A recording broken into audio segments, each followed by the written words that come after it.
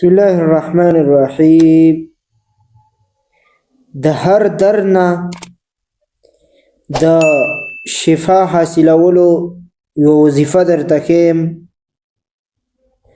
زما عزتمندو،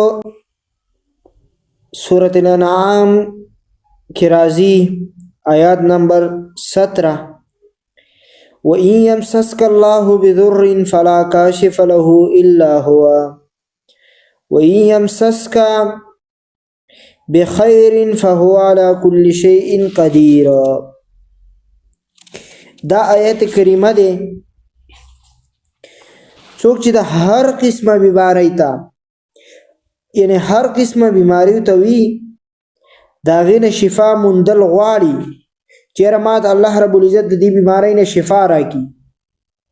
تکلیف وي، درد وي، په یو ځای باندې درد وي یا تکلیف وي یا څه مرض وي او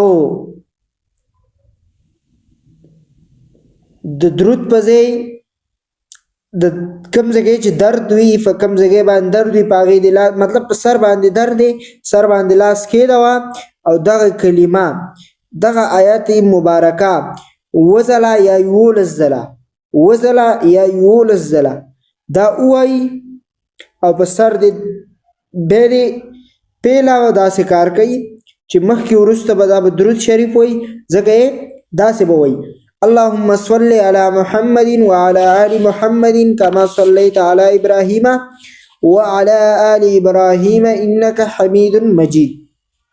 چې دا یوه بیا به وای: وإن يمسسك الله بضر فلا كاشف له إلا هو وإن يمسسك بخير فهو على كل شيء قدير. دا به وای چې دا ویلا به چې دا به وزلا یولس زلا دا به وای په دې سره به ځان دم کې ان شاء الله العزیز شفای کامله به ورنصیب شي.